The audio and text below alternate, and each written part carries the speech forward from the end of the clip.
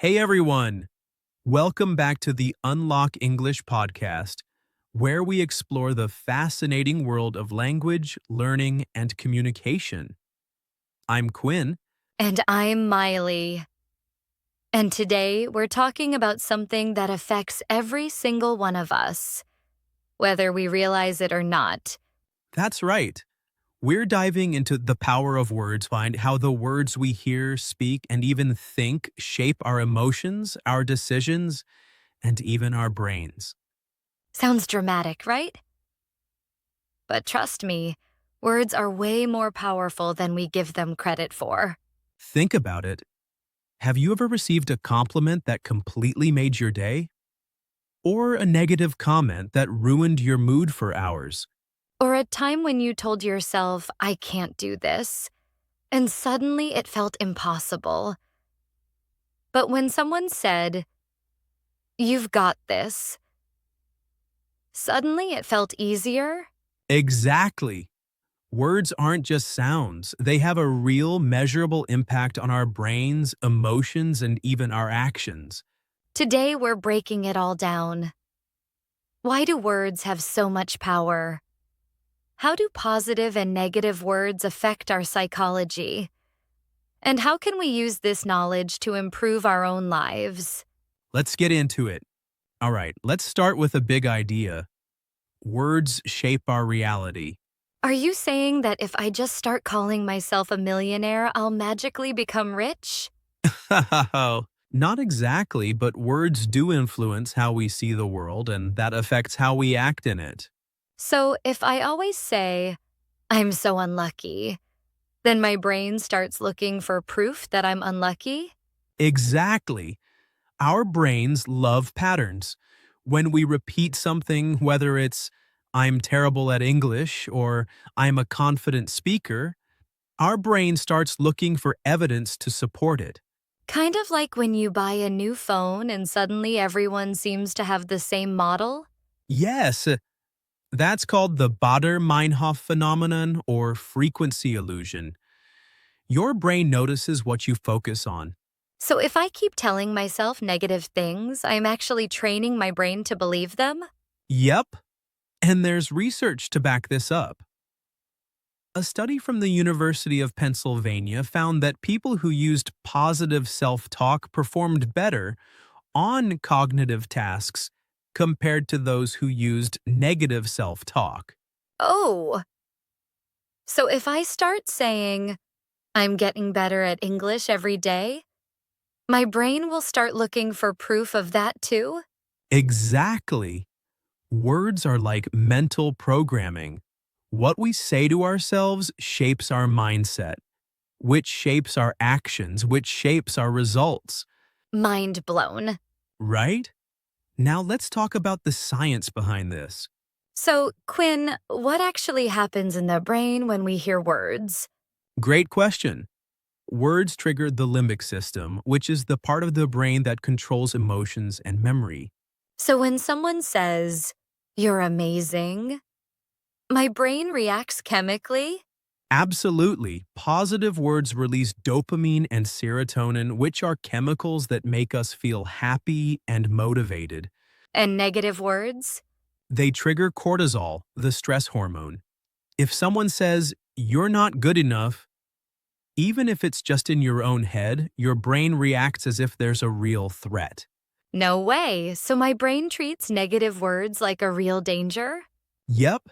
There's actually an MRI study from Dr. Andrew Newberg, a neuroscientist, that found that a single negative word can increase activity in the amygdala, the part of the brain responsible for fear and stress. No wonder harsh words can stick with us for so long. Exactly, and that brings us to our next point. The hidden power of words. Okay, Quinn, I have a question for you. Do you think words can physically affect things that aren't even human? Hmm, like objects? That sounds a little out there. But let me guess, you're about to blow my mind again. Oh, you know it. Let me introduce you to Dr. Masaru Emoto, a Japanese scientist who conducted a famous water experiment. Oh, I think I've heard of this. But remind me, what did he do? So, doctor. Emoto took samples of water, spoke different words to them, and then froze the water. After that, he examined the ice crystals under a microscope. Okay, and what happened? The results were insane. The water that had been exposed to positive words like love, thank you, and you are beautiful formed beautiful symmetrical crystals, like delicate snowflakes. And the water that got negative words? Oh, those crystals were a mess. The water exposed to words like hate, you're ugly, and I'll kill you turned into distorted, chaotic patterns. Whoa, so you're telling me that words, just spoken words, actually changed the molecular structure of water? Exactly.